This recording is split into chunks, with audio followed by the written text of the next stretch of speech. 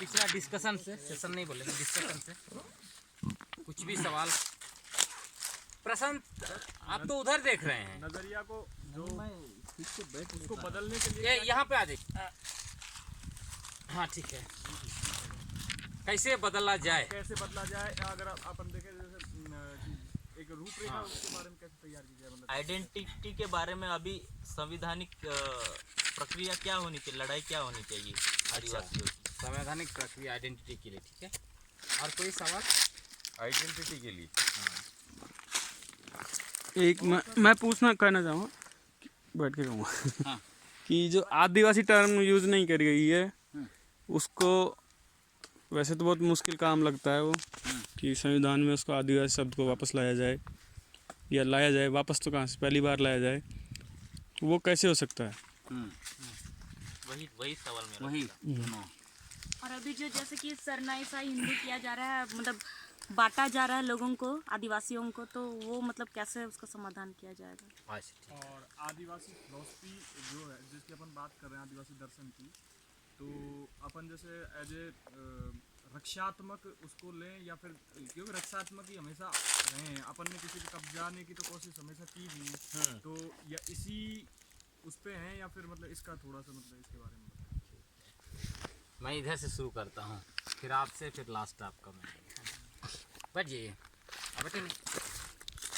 आपका दो कहा कि आदिवासी शब्द संविधान में कैसे आएगा, तो एक तो ये इतिहास हम जान लें कि पहले मैं थोड़ा सा बताया, लेकिन संविधान का पहला जो मसौदा बना था उसका अनुच्छेद 13 का सब क्लॉज 5 उसमें अबोरिजिन अंग्रेजी में डाला हुआ है। इसका मतलब संविधान में ऑलरेडी था, रिकॉर्डेड है। संविधान सभा का जब बहस हुआ तो उसमें डॉक्टर बाबा साहेब भीमराव अम्बेडकर ने उसको ज़बरदस्ती विस्थापित किया, ये लिखा हुआ है प्रस्ताव के साथ। हाँ, प्रस्ताव के साथ। इसलिए हम लोग को उसको लाना आसान है। अब उसको लाएंगे कैसे? उसके लिए लोकसभा और राज्यसभा में बहुमत तो करना पड़ेगा। अब हमारा लोकसभा में तो 47 MP है रिजर्व सीट, इस स्थिति में कैसे लाएंगे? तब उस स्थिति में हमें बड़े पॉलिटिकल पार्टी के साथ में बात करना पड़ेगा। मतलब पिछला शासन था, उस समय में मैंने कांग्रेस के बड़े नेताओं से बात किया था दिल्ली में, इस बात को लेकर कि दोनों चीज़ को लेकर मैंने कहा था कि क्या आदिवासी शब्द को आप दोबारा संविधान में ला सकते हैं, और दूसरा क्या सरना कोड आप दे सकते हैं, मतलब आदिवासियों के लिए अलग धर्म कोड। तो उसमें दोनों में उनका स्पष्ट मत था। एक में उन्होंने कहा था कि आदिवासी शब्द लाना संभव है, उसके लिए सिर्फ संविधान को संशोधन करना पड़ेगा। हमने कहा एक बार कर दीजिए, इतना बार तो संशोधन किए हैं। हाँ, तो वही है कि आदिवासियों को उसके लिए एक साथ आना पड़ेगा, क्योंकि हम लोग ना सिर्फ रिजर्व सीट में बल्कि हम लोग जनरल सीट में भी कई जगह हम लोग का प्रभाव है। जैसे राजस्थान में कई जनरल सीट इस पर आदिवासी लोग जीते। बिल्कुल बिल्कुल। लेकिन हम लोग दिक्कत क्या है, हम लोग पॉलिटिकली हम लोग एक साथ नहीं आ रहे, पार्टीज वही हमारा पॉलिटिकल अंडरस्टैंडिंग नहीं है, पार्टीज में बंधे हुए हैं। नहीं पॉलिटिकल विचारधारा ही नहीं है। अगर पॉलिटिकल विचारधारा नहीं रहेगा तो आप क्या करेंगे, आपको जो भी चीज़ खींचेगा उधर खींचे चले जाएंगे। इसलिए हम बीजेपी, कांग्रेस, जेएमएम ऐसे बांट जाते हैं। अब हमारा पॉलिटिकल अंडरस्टैंडिंग कैसे है, उसको 2-3 एग्जाम्पल मैं अक्सर बोलता हूँ। एक तो है कि जैसे उदाहरण के लिए इधर नेतरहाट बड़ा आंदोलन है, जान देंगे ज़मीन नहीं देंगे, लोग नारा दे रहे हैं, लेकिन सत्ता उसी को दे रहे हैं जो बाद में जान भी ले रहा है, ज़मीन भी ले रहा है। नहीं, सत्ता अब वोट या तो आपस में बढ़ते हैं, आपस में बहुत सारे कैंडिडेट खड़े होते हैं, तो हमारा दुश्मन जीत जाता है। तो जीतता है तो फिर बंदूक MOU साइन करता है और बंदूक लेके फिर लूटने के लिए आ जाता है। तो यहाँ पे हम लोग ख़त्म है। दूसरा तरह एक बड़ा नारा है, जल जंगल ज़मीन हमारा है, लेकिन इधर गांव में पूछेगा, यही गांव में पूछ लीजिए कि एक जंगल किसका है, तो बोले सरकार का है। डिसकनेक्ट है ना। जब अगर हम कहते हैं कि जल जंगल ज़मीन हमारा है तो कोई पूछता है कि जंगल किसका है, तो हमारा है बोलना चाहिए। तो ये डिसकनेक्शन है। और डिसकनेक्शन क्यों है? स्टेट ने बहुत चालू से वही पर्सपेक्टिव बदलना। अगर आप बोल रहे हैं कि ये चीज़ मेरा है तो इस चीज़ को मेरा नहीं है किसी और का है बोलने के लिए क्या करना पड़ेगा, वही हिस्टोरिकल चीज़ मैंने आपको बताया, एक पर्सपेक्टिव बदलने का एक चीज़। तो ये इन्होंने क्या किया, शुरू में सरकार जैसे कोई चीज़ नहीं होता था, उस टाइम में क्या था, आदिवासियों का सारा था, खेती करते थे, फिर मूव करते करते गांव बसाते जाते थे, कहीं पे डॉक्यूमेंट का कोई ज़रूरत नहीं था। तो ये आए तो इन्होंने क्या डाल दिया, ज़मीन का कागज़, ज़मीन सरकार का है, जंगल सरकार का है। तो इतना समय से लोग सुन रहे हैं जंगल वन विभाग का है, वन विभाग, अंत में आदमी क्या बोलेगा? उसका पूछेगा तो बोलेगा उसका है। लेकिन नारा आज भी हम क्यों देते हैं, जल जंगल जमीन हमारा? क्योंकि हमारे पूर्वजों ने वो नारा दिया। सोचिए, ये चीज़ें हैं।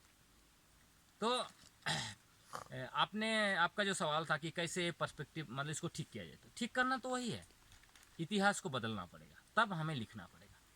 तो आदिवासियों के इसलिए मैं बार बार बोलता हूँ कि आप जब भी अपना करियर बनाते हैं, आपको ऐसा करियर बनाना चाहिए जिसमें आप समाज के लिए भी कर सकते हैं। आप हिस्टोरियन बनिए, आदिवासी का इतिहास लिखिए, आप नौकरी भी कर रहे हैं, अपना परिवार भी चला रहे हैं, गाड़ी बिल्डिंग सब कुछ बनाते हुए आप इतिहास को पलट दिए, तो समझ रहे हैं कितना बड़ा योगदान है आपका। आप साहित्यकार बनिए, आप लिखिए, एक से एक नॉवेल लिखिए। बिरसा मुंडा पर तो कुछ लिखा, बाबा तिलका मांझी से लेके इतना बड़ा बड़ा आंदोलन जो, आप सोचिए कि आदिवासी एकमात्र बाबा तिलका मांझी था जो अंग्रेज कलेक्टर को मार के गिराया। कोई सिनेमा बना आज तक उसमें? नहीं। कहाँ हम लोग पढ़ते? वो सबसे बड़ा क्रांतिकारी होना चाहिए कि ये जो स्टैचू ऑफ लिबर्टी यूनिटी बना, पटेल बड़ा क्रांतिकारी होना चाहिए। ये देखना पड़ेगा ना। तो इसको कौन बदलेगा? हमें ही बदलना पड़ेगा। तो आपको इतिहासकार बनना पड़ेगा, फिल्मकार बनना पड़ेगा। अभी मान लेते अभी लार्जली हमारे लोग क्या कर रहे हैं, फिल्म भी बना रहे हैं तो क्या दिखा रहे हैं? अपने दर्दों को दिखा रहे हैं। कहीं डॉक्यूमेंट्री देखिए, इन्होंने हमारा पूरा जमीन जंगल लूट लिया, विस्थापन हो गए, मर रहे हैं, ये अशिक्षा है, ये मतलब उनका जो है उसी चीज़ को हम लोग दिखा रहे हैं। अधिक से अधिक रो रहे हैं कि हमारा ये, लेकिन वो चीज़ को पलटना है, उस चीज़ पर नहीं बना रहे हैं। इसको बेस्ट तरीका देखना है, ब्लैक सिनेमा आप देखिए, वो लोग क्या चुनौती दे रहा है। इसे जितना यूएन में हम गए थे उसमें मैंने देखा, जो जितना भी ब्लैक अफ्रीकन है वो आदिवासी है एक तरह से, इंडिजिनस पीपल, उनका चलिए वो ये नहीं बोलते हैं कि हमको मुआवजा दे दो तो हम ज़मीन दे देंगे। यहाँ पे क्या बातें हो रही, मुआवजा पर। आप जो है इस ज़मीन का मान लीजिए 1 लाख रुपया दे रहे हैं, अभी 5 लाख देंगे तो हम ज़मीन दे देंगे। बार्गेनिंग हो रहा है ना। वो क्या बोलते हैं अफ्रीकन, वो ये नहीं बोलते, वो बोलते हैं तुम ये बता दो ज़मीन लेने से पहले कि ये पेड़ जो देख रहा है इसको तुम कैसे पुनर्वास करोगे। हमारे बारे में मत सोचो कि तुम इतना करोड़ दो दोगे, बिल्डिंग बना दोगे, लेकिन ये बताओ पहले कि पेड़ का पुनर्वास कैसे करोगे, कहाँ करोगे, उसके बाद हम तुमसे बात करेंगे। डिफरेंस देखते हैं। तो वो चीज़ हमारे में क्या आ गया कि हम लोग ज़्यादा से ज़्यादा उनका जो फिलोसफी, उनका आइडियोलॉजी, उनका इकोनॉमिक पॉलिसी, वहाँ पे हम लोग घुसते जा रहे हैं। तो हमें उतना चलो भाई ठीक है, 5 लाख दे रहे थे, अभी 20 लाख देने के लिए तैयार है, तो हम लोग दे देते हैं। कहीं ज़मीन खरीद के बिल्डिंग बना लेंगे, रह लेंगे, बाकी चीज़ के बारे में नहीं सोचते। तो एक फिलोसफी को मतलब वो जो हिस्ट्री, जो भी चीज़ें हैं, कविताएं छोटा मोटा चीज़ नहीं होती है। कविता में आप उन चुनौतियों को लिखिए। क्या हमारे लेखक लोग ब्राह्मणवाद चीज़ को चुनौती दे रहे हैं क्या? पूंजीवाद को चुनौती दे रहे हैं क्या? वो सब चीज़ को चुनौती देना पड़ेगा। और वो चुनौती देने के लिए लेकिन बेस आपका आदिवासियत होना चाहिए। आदिवासी फिलोसफी जानेंगे, वो पर्सपेक्टिव डिफरेंट होगा देखने का, तभी आप उसको चुनौती दे सकते हैं। फिर हमारा व्यवहार में बदलाव होना चाहिए। वो जो 4 चीज़ मैंने बोला आपको, बिलीफ सिस्टम, हमें धर्म को भी चुनौती देना है। धर्म जो भी है, होता है कि धर्म है तो हम लोग सब कुछ स्वीकार कर लेते हैं। तो इसलिए आजकल मेरा जितना भी मैं रिलीजियस टॉक में जाता हूँ, लोग बुलाते मैं जाता हूँ, इसलिए जाता हूँ कि वहाँ पर चुनौती देना है। तो उनको चुनौती देना है आपको कि वो जो भी गड़बड़ कर रहे हैं, उनका फिलोसफी गड़बड़ हो रहा है। क्योंकि जितना भी धर्म आप देखिएगा, ये क्या हो गया है। फॉर एग्जाम्पल क्रिश्चियनिटी आज की तर्क में क्या हो गया, फिर से एक जो है कि साम्राज्य खड़ा कर दिया पूरा दुनिया में। जबकि क्राइस्ट किसके खिलाफ लड़े थे? साम्राज्यवाद को उन्होंने पूरा ध्वस्त कर दिया। देख रहे हैं, तो डिफरेंट नहीं है। रिलीजन जब एक स्ट्रक्चर में आएगा तो एक स्टेट बनेगा, उससे आदमी का भला नहीं हो सकता। वो फिर उसका जो मैसेज जो रहेगा ना, कोर मैसेज, वो खत्म हो जाएगा। तो रिलीजन को भी आपको चुनौती देना पड़ेगा और उसके लिए पे करने के लिए भी तैयार रहना पड़ेगा। फिर हमारा रिलीजन को चुनौती देंगे, हमारा परिवार में जो चीज़ें है, वैल्यू कहाँ से घुसा है, धर्म से घुस गया है, उन सब चीज़ों को आपको ठीक करना पड़ेगा। फिर पर्सपेक्टिव में और क्या हम बताए थे, 4 चीज़ आपको बताया था। इन्वायरमेंट, वातावरण को बदलना है। हाँ, तो इन्वायरमेंट, हिस्टोरिकल पर्सपेक्टिव, हमारा प्रैक्टिस और रिलीजन और बाकी भी बिलीफ बहुत सारे, जैसे ट्रेडिशन। हमें यह भी देखना पड़ेगा क्या सारे ट्रेडिशन अच्छे हैं क्या, है ना। ट्रेडिशन को भी आपको कुछ चीज़ें ऐसे है जो हमारे खिलाफ। अब आदिवासी फिलोसफी को बेस, फिर हम जब ट्रेडिशन, तो आदिवासी ट्रेडिशन में भी चुनौती आएंगी, तो फिर आप डिसाइड नहीं कर पाएंगे, फिर तो हम सही किसको कहें किसको गलत कहें। तब उसको नापने का क्या क्या पैरामीटर होगा? तो उसका सिंपल पैरामीटर होगा कि आदिवासी का ओरिजिनल फिलोसफी जो है वो प्रकृति पर आधारित है। उसमें आपको जाना पड़ेगा। प्रकृति पर आधारित है तो कैसे बोलेंगे उसको? एक लत्तर, लत्तर में सब लोग जानते हैं ना, लत्तर, नहीं सर, मैं नहीं सुन। लत्तर, लत्तर, लता। लता, लता, लता जो है वो पेड़ पर चढ़ती है, कैसे चढ़ती है? अच्छा, बेल, बेल, कोई भी लता, बेल, कोई भी लता, आप सब्जी रोपते हैं उसका भी लता कैसे चलती है? से गोल गोल जाती है, गोल गोल जाती है और राइट लपेट साइड के- से जाती है, लपेटते हुए। दाहिना साइड से। लेकिन जो हम लोग घड़ी पहनते हो कहाँ किधर से चलती है? लेफ्ट हैंड साइड से। क्यों ऐसा है?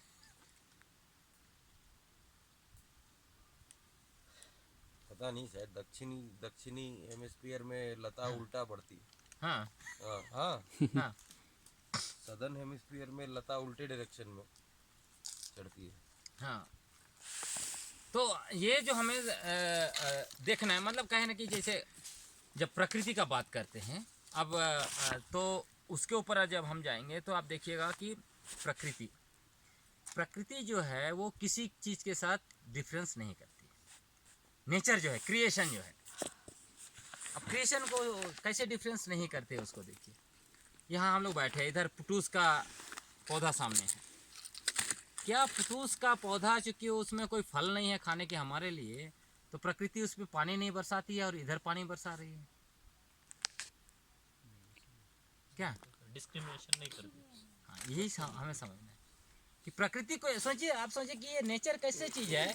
उसने छोटा बड़ा कटीला चीज़ बनाया, फूलदार खुशबूदार चीज़ बनाया, पौधा, मतलब ये क्या बोलते हैं, फूल वगैरह, लेकिन उसके साथ कोई भेदभाव नहीं है। अगर बारिश होगा तो सबके वहाँ बराबर बारिश होगा, गर्मी पड़ेगा तो सबके यहाँ बराबर गर्मी पड़ेगा, अगर बर्फबारी पड़ेगा तो चुन के तो नहीं होता है। तो यही एक्चुअली सही सिद्धांत है। अब हमें फिक्स करना चाहिए कि हमारा जितना भी फिलोसफी चीज़ें डेवलप हुई है वो किस पर आधारित है।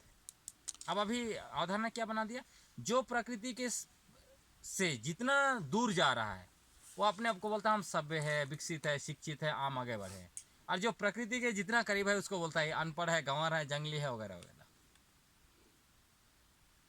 नहीं, अब इमेजिन कीजिए ये प्रकृति नहीं रहेगी तो क्या वो जो लोग अपने आप को सभ्य, शिक्षित, विकसित घोषित करके रखा है वो उसका अस्तित्व बचेगा क्या? क्या बच सकता है? नहीं। नहीं ना। अब एक चीज़ में आते हैं कि जो समानता का जो बात कर रहे हैं उसमें आते हैं, ये जो आदिवासी लोग जोहार बोलते हैं, दूसरे लोग कोई प्रणाम बोलते हैं, पैर छुके करते हैं, हाँ, अलग अलग टाइप का है। तो ये जो जोहार क्यों बोलते हैं, आप क्या समझते हैं? अगर आप जोहार बोलते हैं उसका फिलोसफी क्या है, क्यों ऐसा? प्रकृति ही श्रेष्ठ है या प्रकृति की जय, ऐसा इसका भावार्थ होता है, जो अच्छा, शब्दों में अर्थ होता है। तो प्रकृति को श्रेष्ठ माना जाता है, हाँ। इसलिए। और आपके आप प्रशांत जी कुछ बोल रहे हैं? नहीं, मैं तो ये जोहार को तो जोहार के पीछे का जो साइंस है उसको जानने की कोशिश कर रहा था, क्योंकि ये जोहार को निगेटिवली प्रेजेंट किया जाता है, क्योंकि हमारे महाराष्ट्र का जो एसी है वो, और फेमस जो कम्युनिस्ट है सचिन माड़ी और उनकी बीवी, तो इनका भी कहना है कि हम पहले ही जोहार बोल चुके हैं अपने से ऊपर के वर्ण वाले को। तो अभी हम जोहार बोल, मतलब वो जो सामने प्रेजेंट होते थे तो हमको जोहार बोलना पड़ता था, हमको जोहार बोल के सम्मान देना पड़ता था। तो अभी वो स्थिति नहीं रही है। तो ये जो जोहार वाली, जो जोहार कह के सम्मान देने की जो बात है वो कालबाह्य हो गई है। तो इस दौर में ये जो जोहार है ये स्टिग्मा था हमारे ऊपर। तो अभी ये जोहार जो है बहुत निगेटिवली हो गया है। हम पहले जोहार बोलते थे लेकिन अभी नहीं बोलेंगे। लेकिन आदिवासी सिस्टम में, क्योंकि ये जो जोहार है यहाँ झारखंड में भी बोला जाता है और गढ़चिरौली के आदिवासी भी जोहार बोलते हैं, तो ये जो कॉन्ट्रडिक्शन है इसके बीच का, इसको समझना था। हाँ, ठीक है। और कोई लोग? जोहार के बारे में आपने क्या सुन के रखा है? क्यों जोहार? क्योंकि ये कहीं ना कहीं फिलोसॉफी से कनेक्टेड है, इसको समझना है। तो वहाँ से फिर हम आगे बढ़ेंगे। समानता, एक तो हम लोग सामूहिकता का बात किए है ना, समानता। इसमें आप देखिएगा जो जोहार, जोहार में आप देखिए जैसे हाथ जोड़ा, मैंने जोहार कहा, तो आप रिस्पॉन्स में क्या देते हैं? आप भी जोहार। तो इसको देखिएगा, इसमें वो जो किए वो नहीं, वो दलित लोग चूँकि उनको पता नहीं है ठीक से, तो हर चीज़ को मिस इंटरप्रेट करते हैं। इसमें आप देखिएगा सबसे ब्यूटीफुल चीज़ ये दिखा देगा, एक आम आदमी, एक चरवाहा मान लेते हैं, या गांव का व्यक्ति, आम आदमी, कॉमन मैन, हाथ जोड़ के जोहार कर रहा है। तो जो बड़ा आदमी नौकरी पेशा IAS है, नौकरी जो भी, जितना बड़ा मंत्री भी होगा, आदिवासी होगा, अगर वो आदिवासियत होगा तो भी जोहार करेगा हाथ जोड़ के। अगर हाथ जोड़ के भी नहीं करते, मुंह से जोहार करते हैं, तो वो भी जोहार करते हैं। तो देखिए कि वो समानता का भाव है इसमें, कि दोनों में समानता, उसमें कोई जो है कि मैं छोटा बड़ा ये नहीं आता है। लेकिन दूसरे समाज को उसको आप ये करिए, जिसको हम लोग अभी एडोप्ट किए हैं, बहुत सारा आदिवासी समाज। प्रणाम। खुश रहो, सौभाग्यवती रहो, क्या करते हैं हम लोग? आयुष्मान रहो। पैर छूते हैं। अब इसको मैंने देखा बिहार में। अब इसमें देखिए क्या बोला जाता है, इंडिया, भारत के बारे में, भारतीय संस्कृति, भारतीय संस्कृति महान है। क्या है महान? हम लोग बड़ों का सम्मान करते हैं, पैर छू के सम्मान करते हैं। बहुत अच्छा लगता है सुनने में, हम भी बोले बड़ी अच्छा बात है। लेकिन ये चीज़ मुझे दिखाई दी जब बिहार में मैं था, पटना से एकदम रूरल एरिया, तब मैं एक दिन क्या देखता हूँ, एक मुसहर व्यक्ति, बहुत गौर से सुनिएगा, बड़ी रिमार्केबल चीज़ है, आप ध्यान दीजिए, एक एक चीज़ समय में ध्यान दीजिएगा तो सब चीज़ें दिखाई देगी। ऐसे सड़क पर चल रहे हैं, एक व्यक्ति लगभग 60+ का मुसहर व्यक्ति उधर से गुजर रहा है, और एक ब्राह्मण का बच्चा 10 साल का वो जा रहा है। अब वो 60 साल का बच्चा इसको बोल रहा है प्रणाम बाबा, और ये बोल रहा है खुश रहो। अब बताइए, एक तरफ हम क्या बोल रहे हैं, भारतीय संस्कृति महान संस्कृति, हम बड़ों का सम्मान करते हैं। तो इसमें क्या होना चाहिए था? वो प्रणाम बोलना चाहिए था उसको प्रणाम भी। बोलना चाहिए था बच्चा को बोलना चाहिए था। लेकिन वो दलित व्यक्ति 60 साल का ऊपर का है, वो क्यों प्रणाम उसको बोल रहा है? जाति की वजह से, उसकी जाति की वजह से। तो हमारे देश में वो सारा चीज डिटरमाइन करता है कि आपकी जाति आपका अनुभव नहीं। यह है भारतीय समाज, उसको आपको समझना पड़े। हम लोग उसके हिस्सा नहीं है, आदिवासी लोग, इसीलिए हम लोग जोहार करते हैं। हमारे यहाँ छोटा बड़ा ऐसा नहीं होता है, आप बड़ा भी है छोटा भी है, सबका बराबर समान, इसलिए हम लोग जोहार। लेकिन अभी क्या है, हम लोग दूसरों का ये करके पैर छू रहे हैं, प्रणाम प्रणाम प्रणाम प्रणाम प्रणाम।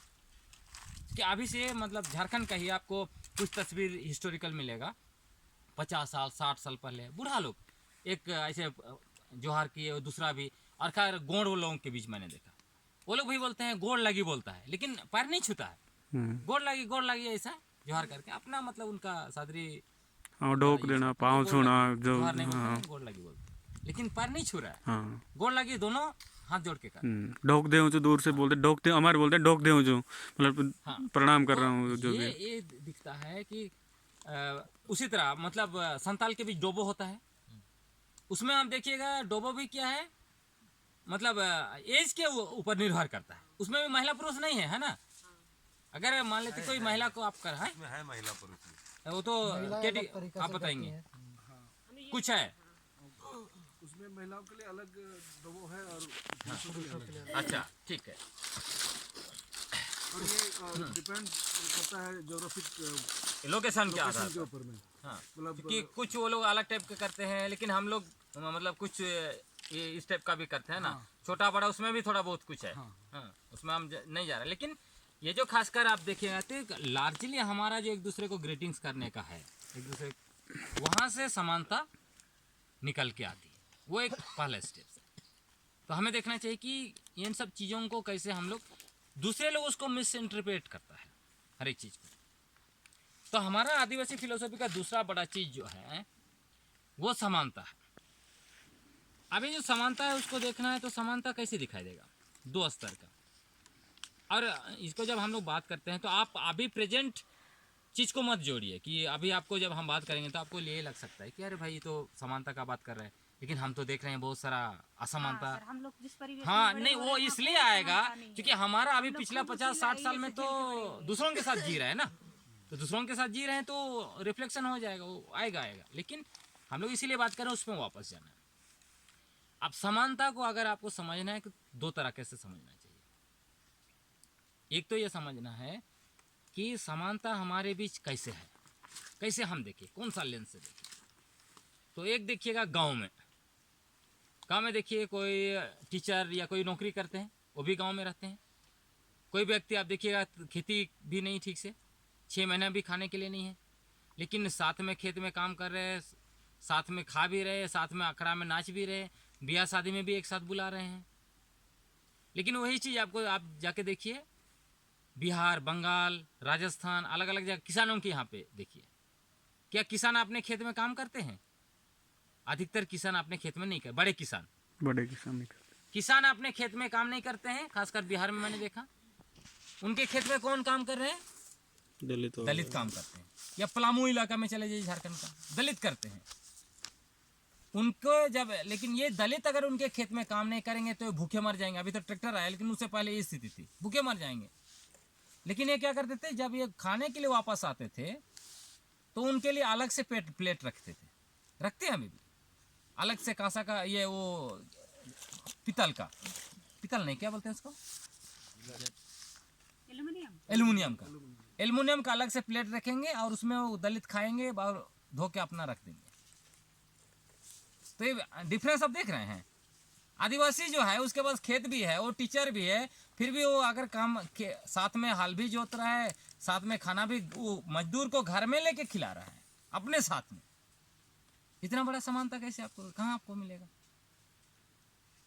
यहाँ पे आपको छोटा बड़ा इस टाइप का नहीं है फिलोसफी में। लेकिन अभी क्या हो रहा है हमारे यहाँ, छोटा बड़ा, मैं बड़ा हूँ तुम छोटा हो। तभी जितना भी शहर में शिफ्ट कर गया वो क्या कर रहे हैं आदिवासी, वो उसी के यहाँ शादी में जाता है जो उसके लायक है नहीं। और उसमें एक बड़ा चीज आपको दिखाई देगा, जब गांव शहर का आदिवासी जो गांव में रिश्तेदार है, जब गांव में जाता है तो गांव वाले उसको अच्छा से पैर धो रहे हैं, उसको अच्छा से मुर्गा बना बना के खिला रहे हैं, बढ़िया से रख रहे हैं। लेकिन वही आदिवासी उसी का रिश्तेदार जब टाउन में आता है तो देखिएगा क्या उस पैर धोता है? वहाँ नहीं धोता है। वो क्यों नहीं धोता है? उसके दिमाग में घुस गया, अरे मैं तो बड़ा आदमी, तो गांव से आया है। हाँ ये तो गांव से आया, पिछड़ा अनपढ़ है, गंवार है। और पुराना कपड़ा सबको हाँ पहनने के लिए तो यही है। मैं इसलिए बोलता हूँ, जिस दिन आदिवासी का दिमाग में घुस गया मैं बड़ा हूँ तुम छोटा हो, मैं सुंदर हूँ तुम काली हो, खत्म हो गया वो आदिवासी खत्म। भी है, अभी तो लिंगभेद भी है। हाँ उस पर हम आ रहे हैं। तो ये जो आ गया ना, जैसे अभी अब देखिए, जैसे एक एग्जाम्पल दिया था कि क्यों ऐसा हमारे दिमाग में आज के लिए तरीके में घुस गया कि जो लड़की गोरी है वही सुंदर है। तो मैं आजकल कहने लगा कोई जितना आपने सांवली और ज़्यादा डार्क लड़की पैदा किया उसको कबर में डालो, फिर उनका समाज में कोई काम नहीं। जब अगर आप विज्ञापन दे रहे हैं हमको गोरी सुशील लड़की चाहिए, तो जिस दिन आदिवासी समाज अगर गोरी लड़की खोजना शुरू कर दिया तो आदिवासियत खत्म हो गया ना, देहांत हो गया, हमने अस्तित्व खत्म कर दिया। अब उसको और एकदम बेस्ट एग्जाम्पल, शादी में आपके तरफ क्या होता नहीं, लेकिन हमारे लार्जली हमारे यहाँ जब लोग लड़की देखने जाते हैं तो कहानियाँ पूछा जाता है। मतलब आप इस गांव में आए हम लोग ना, तो ये गांव के लोग पूछेंगे, मतलब वो रिश्ता तो बन गया पहले से, मान लेते बातचीत हो गया, हाँ ठीक है करेंगे।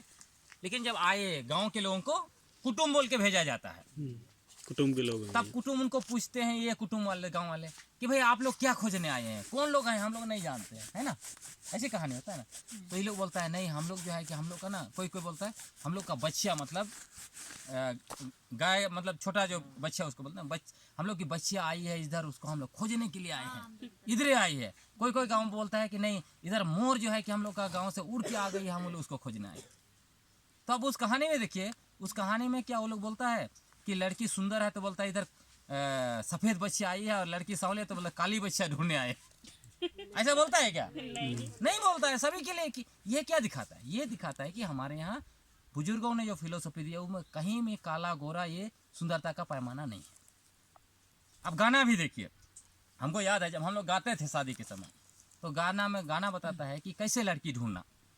तो गाना में उसको कहा जाता है कि लड़की जो है अधिकतर जो बहुत तो पुराना भी नहीं है, बहुत एकदम नहीं, लेकिन फिर भी वो गाना बताता है कि उसके हाथ में चूड़ी हो, कान में जो है कि लोला हो, और उसका बड़का खोपा जो है उसको पसंद करना। वो कहीं गाना में नहीं बोलता है कि वो गोरी होगी उसको पसंद करना। तो ये मतलब एक अद्भुत चीज़ है, सोचिए। तो ये जो Aryan way of thinking no racism, उसको हम लोग लेके आ गए अभी। तब क्या होता है, हमारे दिमाग में घुस गए, नहीं गोरी लड़की है वही सुंदर है, उसी को पसंद करना है। लड़कियों का भी अच्छा वो स्मार्ट है, ये है, उसी को पसंद करना है। तो ये हमें समझना पड़ेगा कि कहाँ से ये गोरा काला छोटा बड़ा ऊंचा नीचा हम लेके आ गए। वो सारा उनका देन है। वहीं पे क्यों उनका देन हम बोल रहे हैं कि जो गैर आदिवासी समाज है, मतलब खासकर वर्ण व्यवस्था से आया हुआ समाज, उनका देखिए ना क्या है, वो 4 हिस्सा में समाज बटा हुआ। नीचे शूद्र, ये ऊपर में ब्राह्मण, क्षत्रिय, वैश्य और शूद्र। तो वो तो समाज ही मतलब ये भेदभाव पर टिका हुआ है ना। तो वो जो भेदभाव पर टिका हुआ समाज है जिसका आधार है, क्या हमारा वो मॉडल हो सकता है क्या? नहीं। तो ये हमारे चिंता की विषय है। आज हमारा मॉडल वही हो गया। अब दूसरा आप उसी में एक तो हम लोग जनरल इक्वालिटी का बात करें, दूसरा जेंडर इक्वालिटी का बात कीजिए, महिला पुरुष। आदिवासी समाज में अभी आ रहा है, वहीं से फिर आ रहा है। लेकिन पहले बैक में आप जाइए, क्या सही में ऐसा कोई अवधारणा है हमारे बीच में जहाँ पे हम कहते हैं कि नहीं लड़की है तो ये कमज़ोर है, लड़का है तो शक्तिशाली है, या ये अच्छा है? इस टाइप का कोई अवधारणा फिलोसफी में नहीं है। अब बाहर की में मैंने बहुत देखा है, मैंने ये भी देखा है कि एक माँ बाप लड़की को पैदा किया, लड़का को, एक को दूध दे रहा है, दूसरा को जो है कि नहीं खरीद रहा है उसके लिए। बेटा को अच्छा स्कूल इंग्लिश मीडियम स्कूल में भेज रहा है, लड़की को सरकारी स्कूल में भेज रहा है। तो वो समाज को हम लोग है कि मॉडल मान के चले। अब इसमें एक सवाल आपके लिए चर्चा के लिए ये है कि आदिवासी इलाकों में रेप जो होते थे वो पहले क्यों नहीं होते थे, अभी क्यों हो रहे हैं? विचारों की वजह से, मतलब विचारों जो सफर कर रहे हैं, जो विचार उस तरफ से इस तरफ, विचारों में तो समाज में, समुदाय में टीवी ये सब नहीं, ये है पुरुष प्रधानता मानसिकता बोले आ जाए तो। ये तो क्या बोले उपभोग की वस्तु है या है या दमानात्मक विचार कुछ तो आया है। तो उसको ये करने का, जलील करने का, या उसको मेरी बात मनवाने का, उसको ये कुछ भी बोले एक तरीका। तो क्यों आया वही समझना। एक मैं इंटरेस्टिंग चीज़ आपको दिखाता हूँ। आप लोग चर्चा की, मैं तो बहुत ओपन टॉक करता हूँ, आप लोग कैसे इसको लेंगे। एक बड़ी इंटरेस्टिंग चीज़, आजकल के युवा कैसे रिएक्ट कर रहे हैं। मतलब ये सोचना चाहिए हमें कि हम लोग कैसे कैसे शब्दों का यूज करते हैं, अभी कभी हम लोग सोचते नहीं हैं। जैसे मैंने कई एक अपना फ्रेंड लिस्ट में देखा कि कुछ लड़के लोग डाल रहे हैं फेसबुक में, लड़की लोग फोटो डाल रहे हैं, कमेंट लड़के कैसे कर रहे हैं, आदिवासी लड़के कमेंट कर रहे हैं नीचे, you are hot, you are bold, you are sexy. फिर ये भी मैंने देखा उसका नेक्स्ट एक्सटेंशन, लड़की लोग बोले थैंक यू सो मच। तो आखिर ये क्यों हो रहा है भाई? क्या हमारे पूर्वजों ने क्या ऐसे कोई शब्द दिए? नहीं। आपको मैं बताता हूँ कि आदिवासी, आपका भाषा में चेक कर लीजिए, जो आदिवासी भाषा एग्जिस्ट कर रहे हैं, आदिवासी भाषाओं में बलात्कार शब्द नहीं होगा, आदिवासी भाषाओं में छेड़छाड़ जैसे शब्द नहीं होंगे। और अभी भी आप गाँव इलाका में आप चले जाइए, वहाँ क्या होता है, लड़के लड़कियाँ साथ में नाच रहे हैं, गा रहे हैं रात भर तक, माँ बाप आराम से घर में सोए, उनको चिंता नहीं कि क्या होगा, वो फ़ोन नहीं कर रहे हैं। लेकिन टाउन में देखिए, आप थोड़ा देर नहीं आते हैं, फ़ोन आना शुरू हो जाता है। क्यों ऐसा है भाई? जब गांव में, मतलब हम अपने जब थे, लड़की लोग जा रही है मान लीजिए बाजार, पैदल जाती थी स्कूल तक भी, बाजार से आ रही, रात हो गया, बीच में जंगल है, किसी गांव का 2-3 लड़का को बोल दिए, जहाँ पे आए रास्ता में अनजान को भी बोल दिए कि घाटी थोड़ा सा पहुँचा दें, लोग जान रहे उस गाँव की है, वो लोग पहुँचा दे रहे हैं। लेकिन आज क्या करें, हमारे अपने लड़के बलात्कार कर रहे हैं। ये शर्मनाक है आदिवासियों की। इसलिए मैंने कविता लिखा था कि आदिवासी जो है वो मुख्यधारा में आ गया, इसलिए आप जो है कि अपनी बेटी बहनों के साथ बलात्कार करो, क्योंकि मुख्यधारा में आ गए ना, मुख्यधारा का तो यही कल्चर है। तो ये जो, और एक बड़ा इंटरेस्टिंग चीज़, आदिवासी गाँव में घरों में ताला नहीं लगता था, अभी भी कई जगह नहीं लगता, लेकिन जैसे जैसे दूसरे लोग आ रहे हैं ताला लगाना पड़ रहा है। ये क्या दिखाता है? तो इसको आप खोजिएगा क्यों ऐसा हो रहा है, तो पता चलेगा कि जैसे जैसे गैर आदिवासी हमारे इलाके में आ रहे हैं, हमें करना पड़ रहा है। क्यों? क्योंकि उनका अवधारणा में, उनका फिलोसफी में चोरी करना, डकैती करना, बेईमानी करना, ये सब है, बलात्कार करना। जैसे उनका देखिए कृष्णा क्या कर रहे थे, आप देखिए कि लड़कियां तालाब में नहा रही हैं और कौन आदमी होगा जो उनका कपड़ा लेके ऊपर में बैठेगा। आप बोल रहे हैं रसलीला कर रहे हैं, तो आज भी रसलीला कर लो ना भाई, आज क्यों नहीं कर रहे हो? तो आर्य लोग क्या किए ना, उन्होंने जितना भी मौज मस्ती किया सबको ग्लोरीफाई किया, लिख लिख किया, और हम लोग नहीं कर पाए, हमारे अच्छे चीजों को हम लोग नहीं कर पाए। उन्होंने कहा कि कृष्णा रसलीला कर रहे थे, बहुत अच्छा, उनके जितने भी आर्य भगवान हैं सब लड़कियों के साथ ही हैं, सब कुछ है ये सब चीजें। तो ये सोचने के लिए मैं बोल रहा, मेरा कोई ये मतलब ब्राह्मणवाद जो है वो हमारे लिए खतरा है, इसको समझना पड़ेगा। तो अभी क्या होगा, जब हम ब्राह्मणवाद में जाएंगे तो फिर लड़की को क्या देखेंगे, कमजोर है। तो आज देखिए आदिवासी समाज में क्या आ गया, धागा बांध रहे हैं, रक्षाबंधन। आज तक आदिवासी लड़कियां असुरक्षित नहीं थी, आज भाइयों को कहना रक्षा बांध रहे हैं, मेरा सुरक्षा करना। हम लोग फिलोसफी समझते ही नहीं, क्या है हमारे बहुत सारे पढ़े लिखे नौकरी वाले डॉक्टर लोग बांध के फेसबुक में डाल रहे थे। तो मैंने उनको कहा कि आप क्या कर रहे हो भाई, तो बोलते नहीं ये तो भाई बहन का त्यौहार है। मैंने कहा ये भाई बहन का त्यौहार है सचमुच में?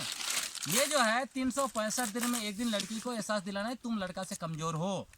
अंत में वो सालों साल ऐसे होगा तो दिमाग में मान लेगी, सबकॉन्शियस में घुस जाएगा, मान लेगी कमजोर है।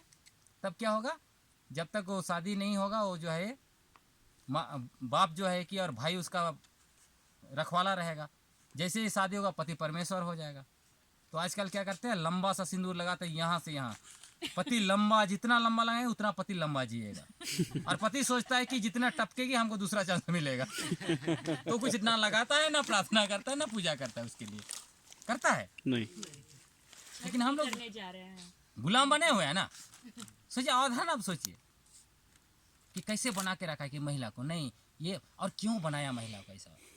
वो इसलिए बनाया, आपको मतलब जब आर्य लोग आए हमारे यहाँ घोड़ा में आए, वो लोग अपनी महिलाओं को लेके नहीं आया, यहाँ से आया। और यहाँ की महिला सुंदर सुंदर लड़कियों को कब्जा करके, तो उनको महिलाओं से मतलब नहीं है, वो सिर्फ उसको उपभोग की वस्तु समझते, उनको उपभोग करना है बस, ये है असली।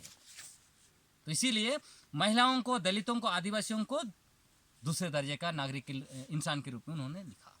अब समझिए ना, आप अपना महिला है घर में, अपना साथ में को पार्टनर, उसको आप बोलेंगे क्या?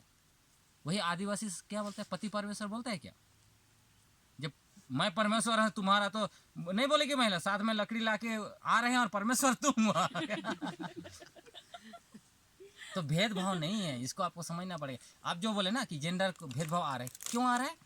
दूसरों का सुन सुन के। आप जब उनके पास रहेंगे, उनको लगता है नहीं लड़की कमजोर है, तो ये लोग क्या नौटंकी करते हैं, एक तरफ लड़की को एहसास दिलाते हैं तुम कमजोर हो, और अंत में महिला सशक्तिकरण का प्रोग्राम चलाते हैं। कोख में हत्या करेंगे और बेटी बचाओ का आंदोलन चलाएंगे, नौटंकी करते हैं। तो पिछले बार जब बेटी बचाओ शुरू किया प्रधानमंत्री, तो मुझे कुछ पत्रकार लोग पूछे कि आखिर आपका आदिवासी लोग क्यों नहीं फोटो खींच के प्रधानमंत्री को भेज रहा है कि हम भी अपनी बेटियों से प्यार करते हैं, सेल्फी विद डॉटर। तो मैंने उनको कहा कि वो लोग सेल्फी विद डॉटर का नौटंकी कर रहे हैं जो अपने बेटियों को कोख में हत्या करते हैं। हमें इसका जरूरत नहीं पड़ता कि हम अपनी बेटियों से प्यार करते हैं दिल से। तो लोग साइलेंट हो गए। एक दो परंपरा पर मुद्दा सवाल था, आदिवासी परंपरा पर। नहीं, ये तो आपका आप करिए, ये मैं कह रहा हूँ जो समानता, जेंडर भेद को लेकर हाँ, था। लेकिन ये समानता तो आप देख पा रहे हैं ना। हाँ ये तो है, किंतु फिर भी मेरा कुछ सवाल रह जाता है जो इंटरपोलेटेड हो गई। हाँ, मैंने जो आदिवासी परंपरा के में है वो हो सकता है मेरी जानकारी नहीं है, मुझे ऐसा लगता है। एक है रिवाज, हम लोग शादी के समय जो मेढ़े सकम बोलते हैं, लोहा खड़ू जो पहनाया जाता है, वो किस सेंस में पहनाया जाता है, क्यों पहनाया जाता है? दूसरी जो बात है, हमारे समाज में भी तो होता है कि हम लोग महिला जाहिर थान में नहीं जाते हैं, जहिरा में नहीं जाते हैं, पूजा स्थल में, या फिर हम लोग जो हाल चलाने नहीं देते, एक किस सेंस में या किस सुविधा या असुविधा के लिए इसको लाया गया है, बनाया गया है? शायद हो सकता है जो इसमें तो देखिए मेरा थिंकिंग जो है ना, मैं थोड़ा रिवोल्यूशनरी थिंकिंग में चलता हूँ। तो मेरा ये मानना है कि कुछ परंपराएं जो गड़बड़ हैं उन परंपराओं को सुधारना है। हम लोग क्यों बैठते हैं? क्योंकि पूरा दुनिया का सारे समाज को देखिएगा तो सारे समाज में ऐसी परंपराएं हैं, लेकिन हम लोग अगर हम लोग एक कुछ परंपराएं जो हैं जो गलत रूप से खड़ी हो गई उसको हम लोग ठीक कर लेंगे ना, तो हमारा समाज एकदम सुपर होगा, कहीं भी कोई आपको नहीं चैलेंज कर सकता है। झूठ मूठ का लोहा का एक कुंडी ढोते रहेगी लड़की, सुंदर हो या ना सुंदर, पसंद हो या ना उसी को बोल रहे हैं। तो कुछ कुछ चीजें देखिए कुरीति टाइप है इसको एक तरह से बोला जाए, मतलब जो जरूरी नहीं है तो वो किया जा रहा है, तो एक तरह बिल्कुल से बिल्कुल उसको चैलेंज करना चाहिए। जैसे उसी तरह जैसे डायन हत्या, मैं बोलता हूँ कि ये जो डायन हत्या वगैरह जो है ये सब हमारे समाज के लिए ब्लैक स्पॉट है, या फिर ट्रेडिशनल सिस्टम में महिलाएं नहीं आ रही ज़्यादा। हाँ, कई गांव में आप देखिएगा उनको बैठने भी नहीं देते हैं, ऐसे भी चीज़ें दिखाई दे रही थी। ये सब चीज़ों को हम लोग को ठीक करना है। हमें उनको कहना है कि भाई ये आदिवासी समाज है, प्रकृति के सिद्धांत पर चलता है, और प्रकृति का सिद्धांत है किसी के साथ भेदभाव नहीं करना है। उसमें कहीं महिला पुरुष इस टाइप का कोई दिखना ही नहीं है, जो नेचर का अपना चलता है वो चलता है। तो इसको हम लोग को नए तरीके से लिखना पड़ेगा, रिवोल्यूशनरी तरीके से विचारों को ठीक करना पड़ेगा।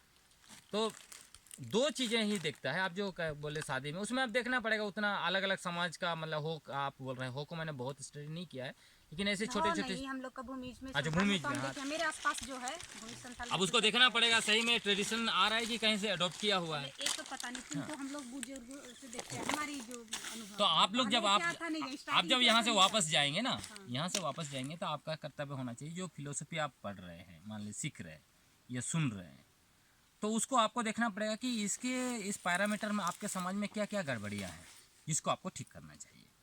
यही तो समझ में नहीं आता है कि किस फिलोसफी से इसको है। संथाल में है, बड़े सकम पहनते हैं, हम लोग कभी पहनते हैं, जाहिर में नहीं जाते हैं, हम लोग कभी नहीं जाते हैं, फिर वो हल नहीं चलाते हैं, हमारा भी वो घर खपरा नहीं लगाते हाँ, वो भी नहीं करते हैं। तो मतलब कुछ है, पता नहीं आज तक मुझे इसका लॉजिक नहीं वो मेरा मांदर भी नहीं बजा सकते सही हैं। से नहीं विचार में बदलाव आ रहा है। मांदर वगैरह लोग बजाना आप शुरू कर दिया। मैं तो ओपनली कह रहा हूँ, इधर भी मैं कई जगह पे कह रहा हूँ और कि जो ये है जिसको हाल को जोता जाता है ना, जुआल जिसको बोलते हैं, हाँ, उसको नहीं छूना है महिला लोग। हाँ उस टाइप की अवधारणाएं हैं उस समय में उन्होंने रखा, लेकिन अभी हम उसको अलग तरीके से कर रहे हैं। हम कह रहे हैं कि उसको लोग बोलता है कि उसको छूने से बारिश नहीं होती, तो मैं कह रहा हूँ कि ऐसे भी बारिश नहीं हो रही है, एक बार छुए तो देखेंगे कितना बारिश नहीं होती है। मैं तो ऐसे सोचता हूँ, है ना। नहीं अभी हाँ, ये सब चीज़ों को अब बदलने का जरूरत है। ये भी कहना मैं कई जगह पे कह रहा हूँ, गांव में भी, कि देखिए आप लोग इतना पीते हैं, पी के सो रहे हैं, अगर वो हल चलाने आप नहीं जाएंगे तो ऐसे खेत मरचा पड़ा हुआ है, तो लड़की जो है कि दिल्ली जा रही है क्योंकि आप उसको छूने नहीं दे रहे हैं। इसमें सोच में बदलाव लाना पड़ेगा। मुझे नहीं लगता है कि ये ट्रेडिशन का कोई साइंटिफिक वैल्यू कुछ है ना। बहुत लोग चला रहे हैं, तो अगर सही में महिला का हल छूना से बारिश नहीं होती तो जहाँ छू रहे हैं वहाँ बारिश नहीं होती।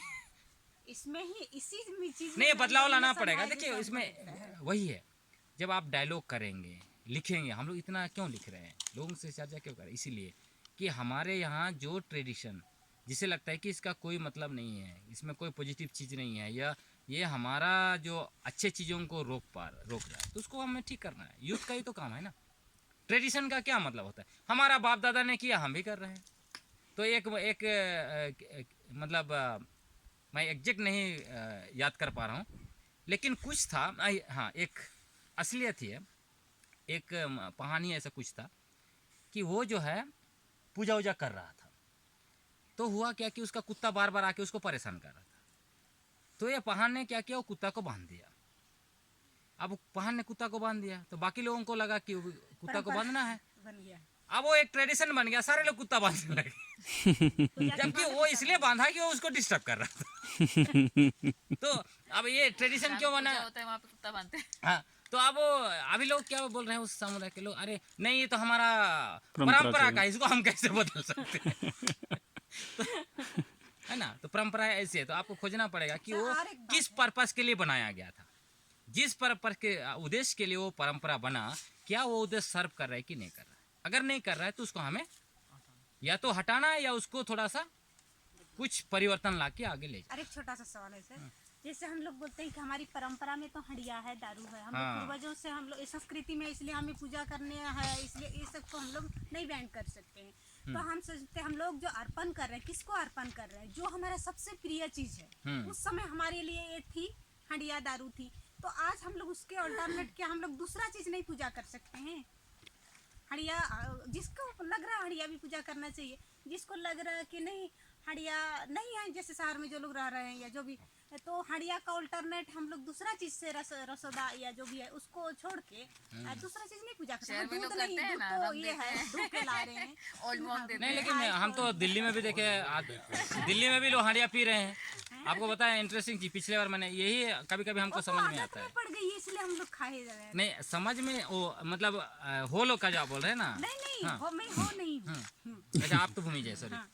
नहीं देखिए दिल्ली में भी हरिया में क्या प्रॉब्लम है, हरिया में हमको कुछ प्रॉब्लम दिखता नहीं है। नहीं, हम मेरा कहना है जब हम आदत बनाते हैं तो वो तो चांस रहता है कभी ज्यादा हो जाए, होगा ही, होता ही है। सीख लिए तो कभी कभी नहीं होगा ऐसा। और जहाँ तक हमारे चेतना को जो लुप्त करेगा वैसे चीज हम क्यों सीखें। नहीं आप उसको एक नियम बनाइए ना। अगर वो समाज नियम बनाता है कि नहीं भाई किसी जब का हमारी चेतना नहीं रहेगी तब तो हम कुछ भी कर सकते हैं ना, कुछ भी कर सकते हैं। तो नहीं हम उसमें ऐसा चीज़ उसमें देखिए समाज निर्णय लेता है कि हमको नहीं पीना है, प्रॉब्लम क्या है? हमको तो प्रॉब्लम नहीं दिखता है। असम में लोग बैंड कोई भी चीज मतलब लिमिटेशन से ज्यादा रहे तो हर चीज प्रॉब्लम ही हर चीज करेगा। प्रॉब्लम है, लिमिटेशन से ज्यादा रहे हाँ तो। वही तो, जब हम सीख लिए तो लिमिट में रहेंगे, इसकी गारंटी क्या है। इसका देखिए अल्टीमेटली परंपरा जो हम लोग बोल रहे हैं, ये जो फिलोसफी को अगर हर एक समाज, आप लोग जितना भी अलग अलग भूमि से हैं, अलग अलग से हैं, तो अलग अलग आदिवासी फिलोसफी जो है उसमें और भी नई चीज़ें मिलेंगी। अभी तो 2-3 चीज़ मैंने बात हम किया ईश्वर है। को अर्पण कर रहे हैं जो मेरा सबसे प्रिय चीज है। तो हम जो अभी जो मेरा प्रिय, अभी तो हम खाती है नहीं तो हमको हड़िया कहाँ से प्रिय होगा, हमको बदबू आती है। तो मेरा जो प्रिय चीज है हम उसको अर्पण करेंगे, क्यों हम हड़िया ही अर्पण करेंगे। नहीं वैसे कोई जरूरी नहीं है, गारंटी नहीं, मतलब आप उसी को करिएगा, जिनको जो करना है कर रहे हैं। लेकिन जो कल्चर बोल के जो ये करते हैं ना, उसमें एक नया थिंकिंग लाने का जरूरत है। नया थिंकिंग भी नहीं है, ये हमारे देखना पड़ेगा हमारे बुजुर्ग लोग क्या कर रहे थे। उसमें नियम था या तो आपको 1 दोना पीना है या 3 दोना पीना है, उससे ज़्यादा नहीं। 2 नहीं, जोड़ा में नहीं पीते थे, लेकिन 1 या 3। तो अगर प्रसाद हो जाएगा सर, जो आप बनाए हैं वो तो प्रसाद हो हाँ, जाएगा। अगर आप 3 पी रहे हैं तो 3 दोनों में कोई फर्क नहीं पड़ेगा। लेकिन आप घड़ा का घड़ा पी रहे हैं तब फर्क पड़ सकता है, बहुत ज़्यादा फर्क पड़ता है। धीरे धीरे कुछ तो करना चाहिए कि हम लोग को 1-2 सरना कोड ना, मतलब जब उनका सवाल से हम लौट रहे हैं, सरना कोड का जब मैंने बात किया कि भाई क्या सरना कोड को आप अलग रिलीजन दे सकते हैं और क्यों वो ज़रूरी था, क्योंकि भारत में सबसे पहला जो रिलीजन है तो कौन है, आदिवासी है। क्योंकि अगर 1 लाख साल पुराना नहीं भी जाए तो 45,000 साल का पुराना हिस्ट्री बता रहा है कि नहीं आदिवासी यहाँ पर है। और 3,500 साल पहले ये हिंदू धर्म आया, तो हिंदू धर्म आने से पहले आदिवासियों का 45,000 साल से रह रहे, तो उसका अपना धर्म नहीं होगा और था। अंग्रेज लोग अलग कॉलम भी दिया था, मतलब 1871-72 में शुरू हुआ जनगणना भारत देश में। 1941 तक धर्म का अलग कॉलम था आदिवासियों के लिए। लेकिन जैसे ही भारत आज़ाद हो गया 1951 से उसको हिंदू में मिला दिया गया, बहुत षड्यंत्र के साथ। नहीं देना है सरना कोड, तो इसी को लेके मैंने उनको बात किया था। तो उनका एक वो बहुत प्रैक्टिकल चीज़ बता रहे थे। उन्होंने कहा कि देखिए सरना कोड देना संभव इसलिए नहीं हो रहा है कि भारत देश में जो क्रिश्चियन या दूसरे धर्म को से अलग जो आदिवासी हैं वो कोई एक धर्म नहीं बोलते हैं, कई का अलग अलग। जैसे झारखंड में देखिए कुछ लोग टाना भगत बोलते हैं, जो हड़िया दारू से वो मतलब नहीं रखते हैं। सरना जो कह रहे हैं उनके लिए हड़िया चढ़ाना बहुत ज़रूरी है। इधर बिरसाइत जो हैं वो अलग तरह का समूह है। अब नॉर्थ ईस्ट में बहुत है ना, आपका खासी लोग भी है, मिजो लोग का साथ अलग है। अच्छा खासी लोग पूरा क्रिश्चियन, लेकिन बोडो लोग का अलग है ना, बोडो का अलग है। कुछ नागा का भी अलग है ना, सारे नागा नहीं, मेजोरिटी क्रिश्चियन है, फिर भी नागा का भी अलग है। तो उनका यही कहना था कि अगर ये जो अलग अलग ग्रुप हैं ये अगर एक साथ आ जाते हैं और एक साथ बोलते हैं कि हमको यही मान लो, हम सरना के नाम से ही चाहते हैं या फिर हम आदिवासी धर्म बोल के ही चाहते हैं, तो ये संभव है। तो ये सारे लोग एक नहीं हो रहे हैं क्योंकि इनका अपना पॉलिटिक्स है, सबका अपना अपना खूटा बना के रखा है। तो इनको एक होना पड़ेगा। आदिवासी धर्म कोड की मांग की जा सकती है, सरना की या किसी हाँ। दूसरे की मांग करने की बजाय अगर जैसे ही हम आदिवासी धर्म कोड की जरूर। मांग करेंगे तो सारे के सारे आदिवासी समुदाय सही स्वतः ही नहीं, उसके but ये नीचे आ चीज जाएंगे। धर्म की मुझे जरूरत थोड़ा है सा, क्या? इसलिए वो लग रहा है, ट्रिकी लग रहा है कि एक तरफ तो हम एक धर्म का विरोध कर रहे हैं और दूसरी तरफ हम अपने लिए धर्म कोड की डिमांड कर रहे हैं। तो धर्म का अपना एक कुछ नेचर होता है जिस तरह से वो फंक्शन करता है। हर धर्म अपने लिए एक हायरार्की बनाता है। तो अगर इसको भी अगर हम धर्म की तरह डिमांड करें और धर्म की तरह देखना शुरू कर दें तो क्या इस बात की संभावना नहीं है कि इसके अंदर एक हायरार्की पैदा नहीं होगी? नहीं, हायरार्की पैदा होगी। उसमें डिमांड करने का सिर्फ एक ही डिमांड हो रहा है। उसका कारण एक चीज़ है कि ये लोग क्या कर रहे हैं कि सारा सरना जो आदिवासी है या जो नॉन क्रिश्चियन है वो सारे लोगों को हिंदू में गिन रहा है ना।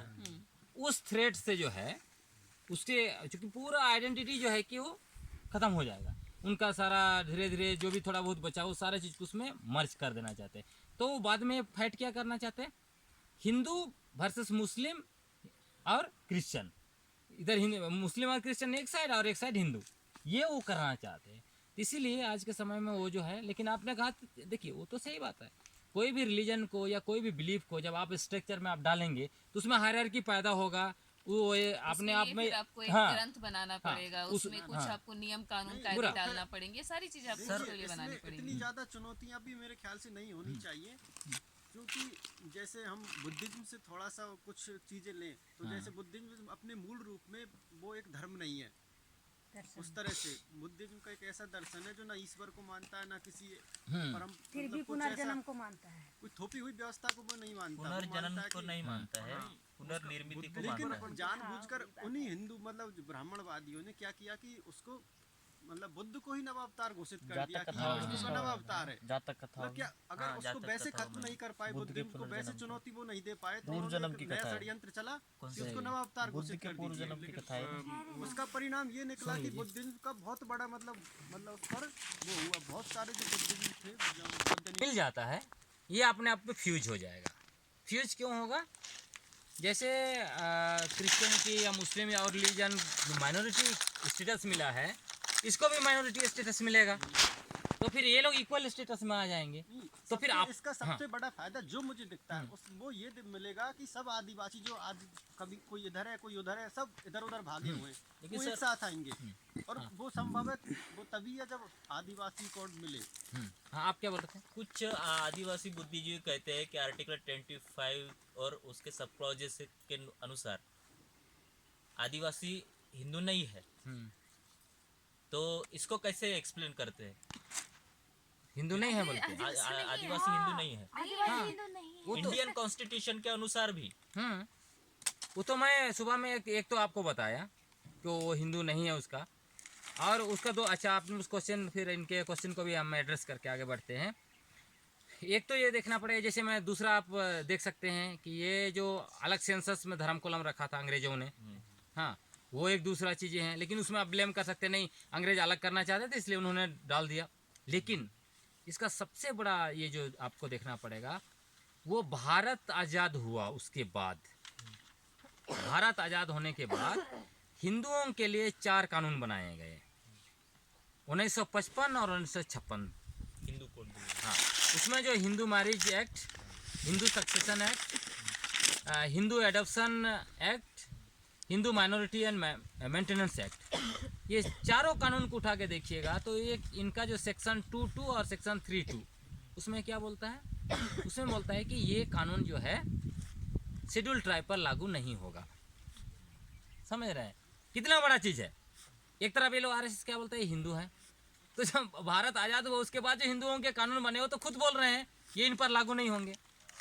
अब इसमें ये देखना पड़ेगा जब ये कानून या ये मसले हाई कोर्ट में और सुप्रीम कोर्ट में आए तब उनका क्या रिएक्शन था, ये बड़ा रोचक चीज है। एक केस आया झारखंड का ही है, एक केस स्टेला बनाम दुर्गाचरण मुर्मू का केस है, वो है आपका 2002 में सुप्रीम कोर्ट में आया। अब ये केस क्या था, ये दुर्गाचरण मुर्मू एक उरांव लड़की स्टेला हुजूर थी, उससे शादी किया था। तो शादी करने के बाद ये डॉक्टर थी, लेकिन ये लोग बाद में अलग हो गए। अलग होने के बाद दुर्गाचरण मुर्मू ने अपने ही समुदाय में फिर से शादी कर लिया। तब ये महिला चली गई कोर्ट, नीचे से लेके हाई कोर्ट तक उसका केस खारिज हो गया। केस खारिज होने के बाद वो फिर सुप्रीम कोर्ट चली गई।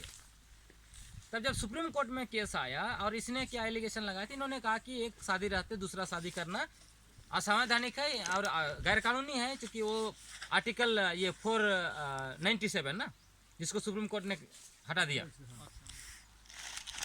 उसके तहत इस पर कार्रवाई करना चाहिए। तब ये मामला सुप्रीम कोर्ट में आया तो सुप्रीम कोर्ट ने कहा इस मामले में, जजमेंट अभी भी अवेलेबल है, आप पढ़ सकते हैं, उसमें उन्होंने कहा कि ये जो संताल आदिवासी जो है अपना ये रीति रिवाज से संचालित होते हैं, ऐसा उन्होंने कहा, अपना ट्रेडिशन से संचालित होते हैं। इन पर जो है हिंदू मैरिज एक्ट 1955 लागू नहीं होता है, क्योंकि उसका सेक्शन 22 में लिखा हुआ है। तब उन्होंने सुप्रीम कोर्ट ने कहा इसलिए हम इनको जो है एडल्ट्री के अंदर हम बुक नहीं कर सकते हैं। अब आपको यह साबित करना पड़ेगा कि संताल परंपरा में दूसरी शादी अवैध है। तब परंपरा में ढूंढे तो ऐसा कुछ नहीं था।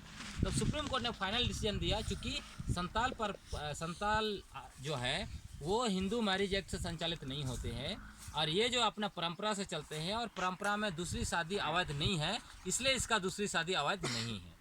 और उन्होंने उस महिला को कहा अगर आपको मेंटेनेंस चाहिए तो दूसरे कानून के तहत आप मेंटेनेंस के लिए कोर्ट आ सकते हैं। और इसी तरह का और एक केस आया झारखंड हाई कोर्ट में 2015 में। एक मुंडा आदिवासी, वो गैर आदिवासी शादी किया था, ये लोग अलग हो गए, तो इन्होंने आर्गूमेंट किया कि हम लोग देवड़ी मंदिर में शादी किए हैं, हम लोग हिंदू धर्म को मानते हैं, हम हिंदू हैं, इसलिए हमें जो है कि हिंदू मैरिज एक्ट 1955 के तहत डिवोर्स दिया जाए। तो कोर्ट ने स्पष्ट कहा कि हिंदू मैरिज एक्ट का सेक्शन 22 शेड्यूल ट्राइब पर लागू नहीं होता है। आप जितनों भी कह लीजिए कि हम हिंदू हैं, हमने मंदिर में शादी किया, जो भी कर लिया, लेकिन हम इसके तहत आपको डिवोर्स नहीं दे सकते। तो ये बहुत क्लियर लाइन है कानून का, कोर्ट का। हाँ, और जो ये व्यवस्था भी, जो जाति और वन व्यवस्था और आदिवासी व्यवस्था, ये सारे चीज़ दिखाते हैं, स्पष्ट करते हैं कि आदिवासी हिंदू नहीं है। वो तो पहले से है ना, हिंदू लोग पिछला 3500 वर्ष में तो हिंदू धर्म का पैदा हुआ। आदिवासी 45,000, कम से कम 45,000 साल से यहाँ पे रह रहे हैं, तो कैसे हिंदू हो सकता है?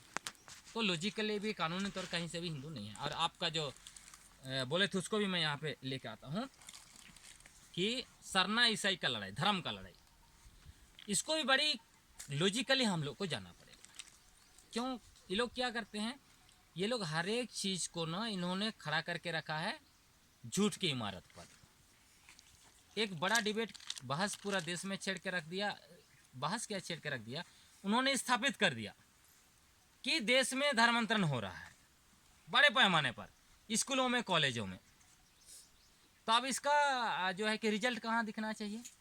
पॉपुलेशन ग्रोथ में। लेकिन देश का जनसंख्या क्या बोलता है? 1951 में भारत का ईसाइयों का जनसंख्या 2% था, 2.3। अभी भी जो है कि 2.3 पे ही अटका हुआ है, 2011 में भी।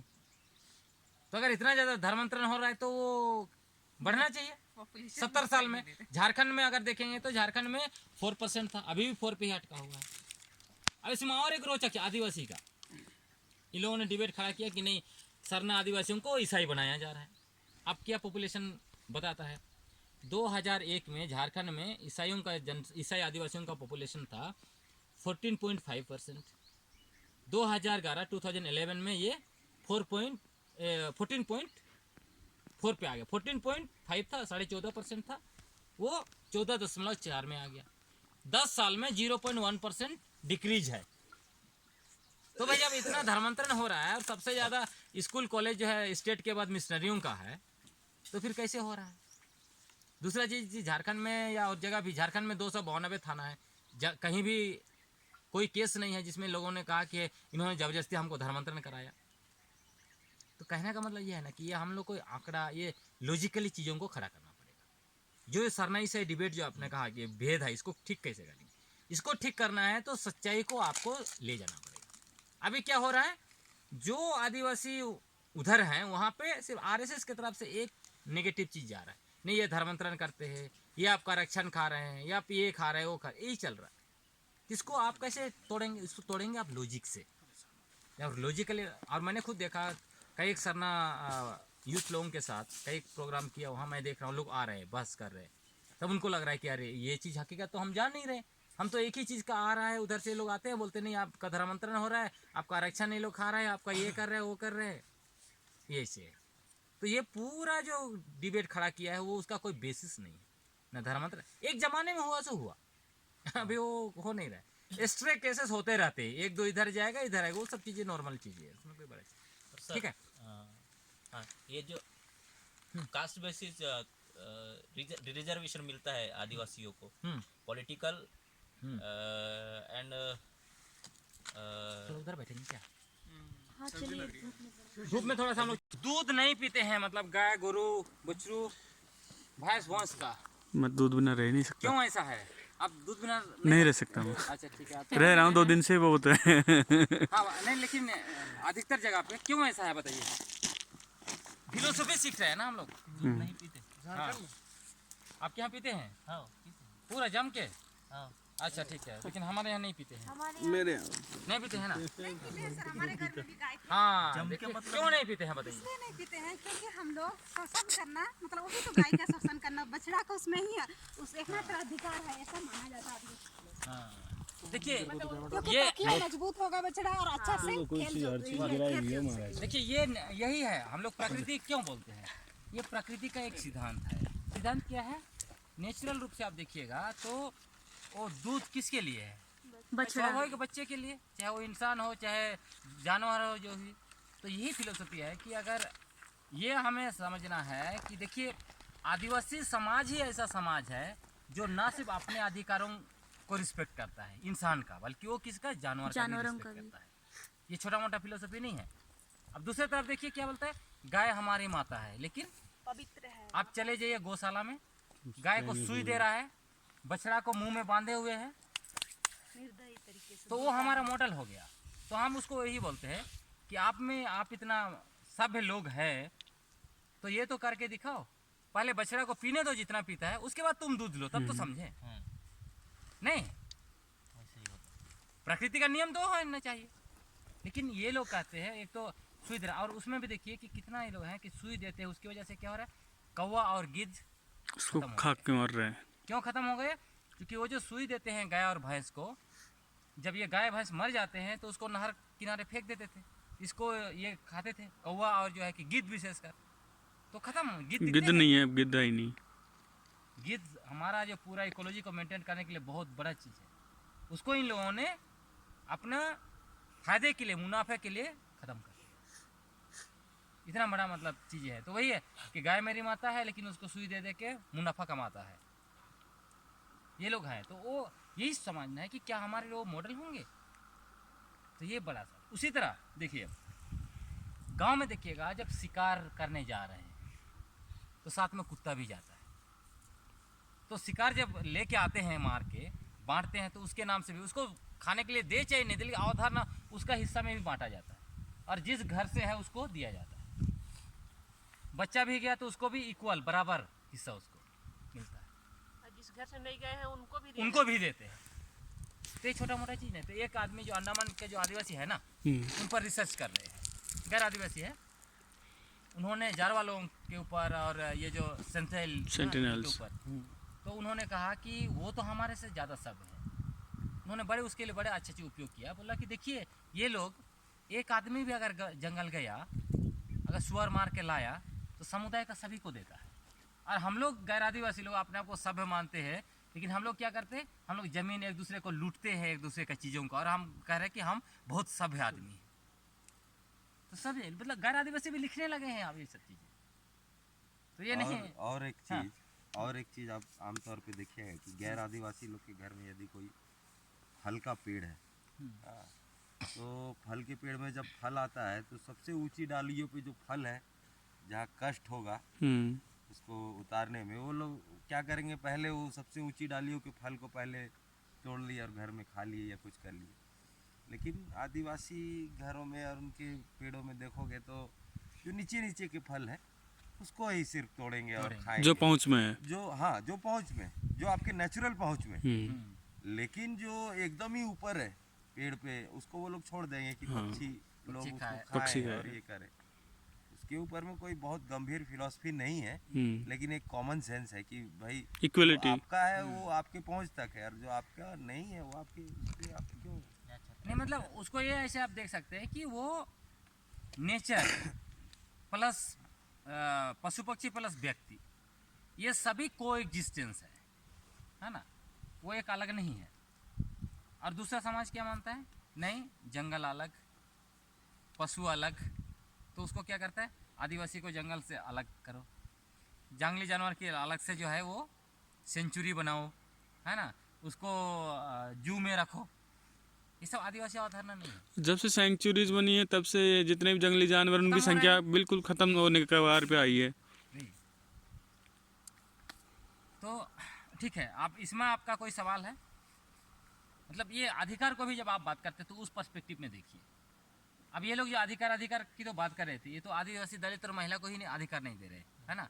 देखिए आज भी संसद में, विधानसभा में 50% 50 क्या 33% महिलाओं को आरक्षण देने के लिए वो तैयार नहीं है। आदिवासी दलित को आरक्षण दिया, आपका जो सवाल आ गया, आदिवासी दलित को आरक्षण दे रहे हैं, उसको हटाने के लिए लोग रोज दिन मर रहे हैं। मतलब आपको जगह देने के लिए तैयार नहीं है। और ये लोग अपने आप को बोलते हैं नहीं हम बड़े हुए, हम सब है। भाई आपका तो विचार में ही इंक्लूसिवनेस नहीं है ना, तो कैसे कौन सा, मतलब इसको ऐसे भी आप देख सकते हैं, पूरे दुनिया का श्रेष्ठ मानव मूल्य जो है, अगर आप कहते हैं कि हम आगे बढ़े हुए समाज में, हमारा समाज श्रेष्ठ है, तो श्रेष्ठ किसको बोलेंगे? पूरे दुनिया का महामानव मूल्य क्या है? समानता है, जिसका हमने बात किया, सामूहिकता है, लिबर्टी है, इक्वालिटी है। तो उस समाज में तो इक्वालिटी ही नहीं है, तो वो समाज अपने आप को कैसे बोल सकता है कि हम महान हैं बोल के? और उसको मैं हिस्टोरिकली उसको भी चैलेंज करता हूँ, इसको आप सोचने का लिए रख रहा हूँ कि देखिए ये लोग एक बात क्या बोलता है कि ब्राह्मण लोग भगवान के मुंह से पैदा हुए इसलिए श्रेष्ठ है, क्षत्रिय लोग बाजू से इसलिए शक्तिशाली है, ये वैश्य लोग यहाँ से तो जो है कि बहुत बुद्धिमान है, और क्षुद्र लोग पैर से तो जो है कि नीचे है, हाँ अछूत है, ठीक है वो मान लेते हैं। तो आप इतना श्रेष्ठ थे, इतना शक्तिशाली थे, इतना बढ़िया मतलब बुद्धिमान थे, तो कैसे जो है कि मुगल लोग जो है कि देश को गुलाम बना लिया? कैसे अंग्रेज लोग चाय बेचते बेचते देश को गुलाम बना लिया? सवाल नहीं है। शक्तिशाली थे ना भाई, तो कहाँ गया था आपका शक्ति? कहाँ थे उन दिनों? तो इन लोगों ने ऐसे इसलिए बना के रखा है, सिर्फ वो हकीकत में है नहीं, वो सिर्फ लिख के है, लिख के अपना जो खुद का समाज को बड़ा बनाने का ना। ठीक है, किन्हीं का कोई सवाल? कुछ चीजें आ रही है क्लियर? हाँ है ना, कुछ नहीं, पूरी आ रही है। पूरी आ रही है ना। चलिए प्रशांत जी आप कुछ पूछ रहे थे आरक्षण को लेकर। हाँ आरक्षण उसको पूछ लीजिए, फिर आगे हम कास्ट बेस्ड रिजर्वेशन। हाँ कास्ट बेस्ड रिजर्वेशन, पॉलिटिकल और एजुकेशनल, जो ट्राइबल को मिलता है। हाँ तो आदिवासी कभी भी एंशिएंट इरा में दुर्बल नहीं रहा है। तो हमें कहा जाता है कि किसी ने आरक्षण दिया है, तो इसका भी हिस्टोरिकल बैकग्राउंड क्या था? अच्छा देखिए, आरक्षण के सवाल पर अक्सर लोग बोलते हैं कि नहीं बाबा, क्योंकि दलित लोग हमें आरक्षण का नाम पर आग दिखाते हैं। हाँ हम समझ रहे हैं। वो लोग बोलते हैं कि नहीं आप लोग को जो मिला हुआ है वो अम्बेडकर की वजह से हुआ है, इसलिए बाबा साहब अम्बेडकर को आपको भगवान बनाना चाहिए, उस तरह पूजना चाहिए। देखिए इसके मसले पर बहुत स्पष्ट है, जब कॉन्स्टिट्यूएंट असेंबली में डिबेट हो रहा था उन दिनों ही जयपाल सिंह मुंडा का बहुत स्पष्ट मत था। उनका कहना था कि हमें आरक्षण नहीं चाहिए, बोले कि हमें बिल्कुल आरक्षण नहीं चाहिए। वो क्या मांग कर रहे थे? वो मांग कर रहे थे ये जो हमारा 5वीं अनुसूची इलाका है और 6वीं वो तो एक ही शेड्यूल बोल रहे थे, 5वीं और 6वीं नहीं। उनका कहना था जो आदिवासी इलाका है, चाहे नॉर्थ ईस्ट का हो या यहाँ का, वो बोले कि वहाँ पे हमें स्वायत्तता दे दो, बस हमें कुछ नहीं चाहिए तुम्हारा। स्वायत्तता का मतलब यहाँ का जो भी ले जाएंगे प्रतिनिधि सिर्फ आदिवासी होंगे, जो भी हमारा कलेक्टर से लेके थानेदार से लेके चपरासी सब आदिवासी होंगे, और यहाँ का जितना भी माइनिंग फाइनिंग सारा कुछ चीज़ें जो है उस पर हमारा सारा अधिकार। आपको आरक्षण चाहिए था? बताइए। नहीं, ये हमें मिल जाता सारा कुछ तो हम लोग तो राजा होते ना भाई। हाँ। फिर हमें कोई चीज़ की चिंता नहीं था। तो उन्होंने ये नहीं दिया ना, वो तो हमारे चीज़ों को लूट रहे, तो हमें कोई उन्होंने कुछ दिया नहीं है। ये जो है कि कहना नहीं उनके उन्होंने दे दिया आपको, वो तो इसीलिए हम लोग कहते हैं कि आरक्षण हमारे मांग ही नहीं था, ये तो हमारा ही नहीं, हम चाहते भी नहीं है। और आरक्षण की वजह से क्या हो गया, आरक्षण का रिजल्ट आप देखिएगा तो आरक्षण की वजह से आदिवासी समाज में मध्य वर्ग पैदा हो गया। और अभी जितना हम लोग देख रहे हैं ना नकारात्मक चीज़ें, उसी वजह से है सारी। व्यक्तिवादी से लेके सारा ये वही लेकर आया। बिल्कुल। उससे पहले देखिए जितना आंदोलन बिरसा मुंडा तक समुदाय लड़ा, ना उसमें धर्म की लड़ाई थी ना उसमें किसी की लड़ाई थी। जहाँ जहाँ जिस इलाके में जो लोग हैं वहाँ दुश्मन आया, लोग एक साथ हो गए। आज वही कोई भी समाज में देखिए मुंडाओं के बीच में जाइए, वहाँ पे क्रीमी लेयर अलग से पैदा हो गया। जो आरक्षण से बड़ा बड़ा नौकरी पाया वो जो है गाड़ी बिल्डिंग बैंक बैलेंस वहीं तक है। गरीब अमीर कौन कर रहा है, वही कर रहा है। गोरा काला ऊंच नीच छोटा बड़ा कौन कर रहा है, वही कर रहा है ना। एलिट क्लास पैदा हो गया तो उसने हम लोग को डैमेज किया। लेकिन अगर जयपाल से मुंडा का रास्ता उसको माना रहता है कॉन्स्टिट्यूएंट असेंबली ने तो हमें उसका जरूरत ही नहीं थी। तो हमारे पास ऐसे कई चीज़ों को लेकर है, जैसे 5वीं अनुसूची को लेकर लोग बोलते नहीं वो भी अम्बेडकर की वजह से हुआ। लेकिन ये सब क्यों दिया गया, वो इसलिए हुआ कि आदिवासी लोग ये हमें देखना है। जब ये आखिरी लड़ाई कहाँ लड़ा, मुगल और इनके बीच कहाँ लड़ाई हुआ आखिरी बार, थोड़ा आपका भी वो बहादुर शाह जफर था, वो हार गया तो लास्ट वही था। बहादुर शाह जफर तो आखिरी कहाँ पर आखिरी बार अंग्रेजों के साथ लड़ाई हुआ, वो कहाँ पर, किसका, आदिवासियों ये मुगलों का। अंग्रेज और मुगलों के बीच लड़ाई हुई लास्ट बार, और उसके बाद ही उनको दीवानी अधिकार, दीवानी मतलब 1765 वाली 64 वाली बक्सर की लड़ाई, बक्सर की लड़ाई 1764 में बक्सर की लड़ाई हारने के बाद 65 में उनको मिल गया। हाँ, नवाब आलम ना, आलम द्वितीय ने उनको दे दिया कि भाई जाओ आप अपना जीत गए तो अपना वसूलो और इतना हमें दो। उसके बाद जैसे ही इधर से 1767 में आपका अंग्रेज का फौज इधर से घुसा, आपका क्या बोलते हैं झारखंड में पूरब दिशा से मतलब घटशिला तरफ से घुस गया। तो भूमिज लोग, आप इतिहास को ढूंढिएगा, भूमिज झारखंड में और दूसरी जगह का अलग लोग है, लेकिन झारखंड में भूमिज लोग पहले हैं जिन्होंने अंग्रेजों का रास्ता रोका, उनको आने नहीं दिया। अरे उसके बाद बाबा तिलका मांझी ने तीर धनुष से उनको मार गिराया, फिर कोल विद्रोह हो गया, संताल हुल हो गया। तो ये जो लगातार आंदोलन हुआ ना, उसकी वजह से 1935 का जो एक्ट है अंग्रेजों का, उसमें उन्होंने क्या घोषित किया, पार्शियली एक्सक्लूडेड एरिया। उसमें नॉर्थ ईस्ट का भी कई क्षेत्र को उन्होंने एक्सक्लूडेड किया कि वो कहा कि वहाँ हम नहीं जाएंगे और यहाँ थोड़ा थोड़ा हम लोग अपना चलाते रहेंगे। और जब ये संविधान जब बनता है तब उसमें बल्कि डॉक्टर भीमराव अम्बेडकर ने खुद बोला भी है, लेकिन दलित लोग पढ़ते नहीं कि क्या करते हैं इसको, ये जानबूझ के दबाते हैं। उन्होंने कहा कि ये 5वीं और 6वीं अनुसूची ये नया हम नहीं दे रहे हैं, ये अंग्रेजों ने एक्सक्लूडेड एरिया और पार्शियल एक्सक्लूडेड एरिया जो बनाया था वही है, ये है उसका सारा काम। तो आदिवासियों को कोई भी खारियत में कोई अधिकार नहीं दिया, ये दिमाग से निकाल देना चाहिए। ये चीज़ें आएंगी धीरे धीरे, कॉन्स्टिट्यूएंट असेंबली का डिबेट जो लिखा जा रहा है, कई लोग किताब छाप रहे हैं तो आएगा। और शैक्षणिक वाड़ा भी पेरियार जी उनका ही है वो। हाँ ठीक है, और किन्हीं का कोई सवाल? और आदिवासी परिक्षेत्र में महिला का क्या स्थान रहा है, जो अभी लिंग भेद है, मतलब किसमें क्या पुरुष सत्ता थी या मातृसत्ता थी? नहीं, उसमें अलग अलग कम्युनिटी का, जैसे आपका क्या गारो लोग ना, हाँ खासी लोग भी है ना जो है, अलग अलग है। मतलब देखिए उसको ऐसे देखना पड़ेगा कि जब आदिवासी में आप देखेंगे तो लार्जली क्या था कि लार्जली था कम्युनिटी बेस्ड, वहाँ पे कोई व्यक्तिवादी अवधारणा था ही नहीं। जैसे ज़मीन को लेकर, ये ज़मीन जो हुआ क्या था, मतलब लोग खेत बनाते थे, फिर वहाँ रहे तो रहे, नहीं तो फिर अलग जगह जाके फिर बनाते थे, ऐसे चलते। कुछ लोगों को छोड़ा फिर बनाया, तो वहाँ पे किसी का नाम से होता नहीं था, जिनको जितना ज़रूरत है उतना। ये मैंने अभी देखा सरंडा जंगल में, कुछ लोग हल जोत रहे थे तो मैं वहाँ पे गया, मैंने उनको पूछा कि ये खेत किसका है, तो उस व्यक्ति ने कहा कि नहीं यहाँ हमारा ऐसा नहीं होता है, जिनको जितना ज़रूरत है वो कर लेते हैं। इनका कहना जमीन पर नहीं है। क्या उनका कहना जमीन पर नहीं है। जमीन पर नहीं। नहीं तो वही तो कह रहे हैं, वही अवधारणा को तो आपको समझना पड़ेगा ना कि आज जैसे क्या हो रहा है, जो आदिवासी महिलाएं खासकर जो सोशल सेक्टर में जा रहे हैं, एनजीओ सेक्टर में जा रहे हैं, वो क्या बोल रहे हैं, नहीं ज़मीन में हमारा अधिकार नहीं है, ज़मीन में दूसरों जैसा हमारा भी अधिकार होना चाहिए। लेकिन इसको ये पर्सपेक्टिव थोड़ा डिफरेंट है। ये आपको समझना पड़ेगा कि आदिवासी समाज में ज़मीन जो है उसके ऊपर सबकी थी, कोई व्यक्ति का नहीं था, समुदाय का था। संपत्ति की तरह ट्रीट नहीं किया जाता था जब अंग्रेज आ गए तो उन्होंने क्या कर दिया, ये अंग्रेजों का अवधारणा है, जमीन को प्रकृति को संपत्ति में कन्वर्ट, प्रॉपर्टी बना दिया।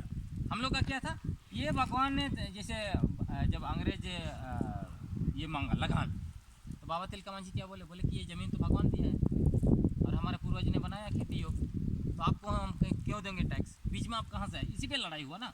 अंग्रेज लोग बोले कि नहीं नहीं आपको लगान देना पड़ेगा, इन्होंने बोला कि नहीं देंगे, और बहुत सारे इलाके में लोग लगान नहीं दिए, अंग्रेज का कागज भी नहीं लिया। उसकी वजह से क्या, हाँ उसकी वजह से क्या हो गया कि ज़मींदार लोग मिल गए और ज़मींदारों ने अपने भाई भतीजा के नाम से लिख दिया, और उसी वजह से आप देखिए कि कई आदिवासी इलाका में गैर आदिवासी आए, वो किससे आए, वही ज़मींदार लोग लेके आए और आदिवासी के ज़मीन को उनके नाम से लिख दिया। कई जगह पे 3 साल में देना है, 3 साल तक आप नहीं दे पाए, ज़मीन आपको नहीं रहे, उनके पास चला गया, वो ज़मीन चला गया। तो इस तरह